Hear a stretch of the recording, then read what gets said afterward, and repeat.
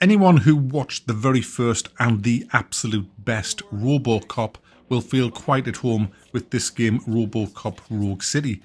This is a demo that you can get now on Steam. It's 3 levels of the game. I think it's the first 3 levels of the game. And you get a couple of hours. Well, not quite, but if you want to be a completionist, you'll get a few hours playing this game.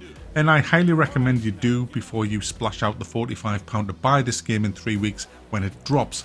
I'll give you my opinion now on the actual game from the demo.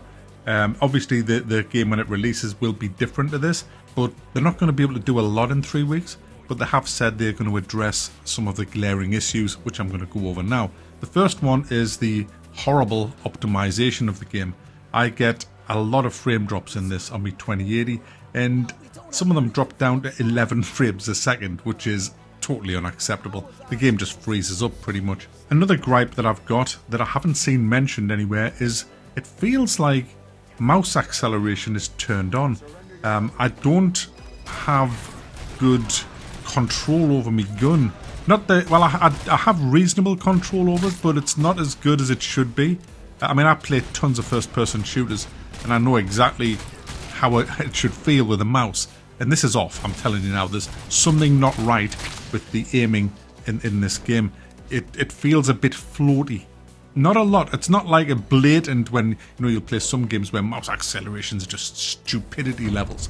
And I mean, it should be on 0, on every game. They should never have mouse. What? Okay. Where's my bell? That's a bell for mouse acceleration. It's a vile thing. Get rid of it. Also, there's problems with it feels a bit half-arsed, the game. Lip syncing's abysmal at times. Some of the gameplay mechanics are just trash. It's like, oh my goodness, that's just awful. You'll go around booking people and it's just crap. Some of the missions are just bollocks. It's very predictable as well on some of the way the conversations is going to go. And yeah, it's not brilliant in any of them aspects. But, and here's the big but, guys, it's bloody great fun to play. You really do feel like RoboCop. They've kind of nailed the RoboCop thing. I don't know, I have annoyed Cass so much by saying, your move, creep, all last night doing this. Just walked up, she's like, will you just shut up? So I can't help it, I'm RoboCop. It just nails it. It just absolutely nails being RoboCop. You literally do feel that you're RoboCop. You walk like... I mean, you do have a run button.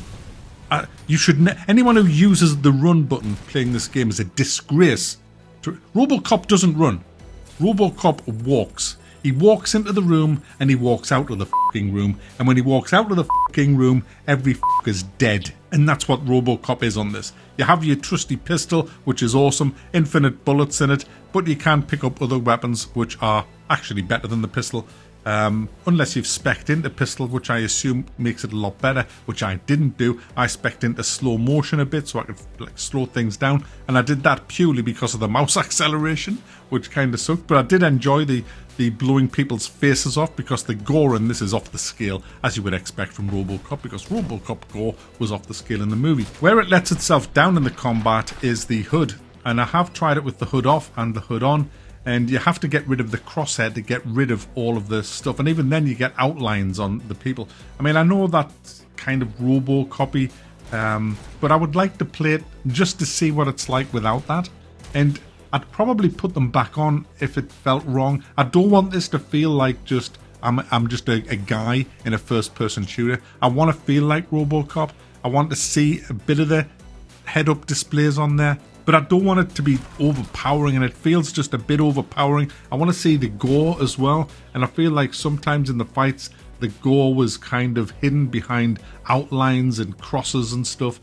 So I don't think they've quite got the balance right for that yet. But I think they all should be separate toggles, whereas if you switch off the crosshair, that's the only way to get rid of all the other stuff. I think they should all be on kind of separate things.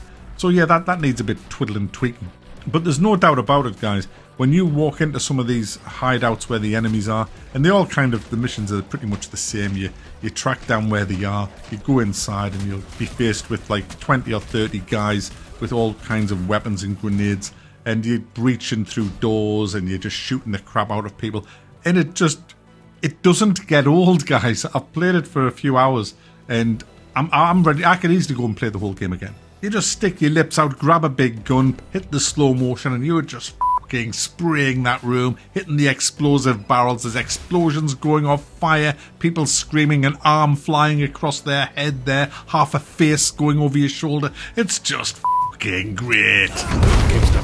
Give us a big fucking gun, a big fucking gun, a big pile of anything gun. Who gives a fuck? Give us a big fucking gun, a big fucking gun. Give us a big pile of anything gun.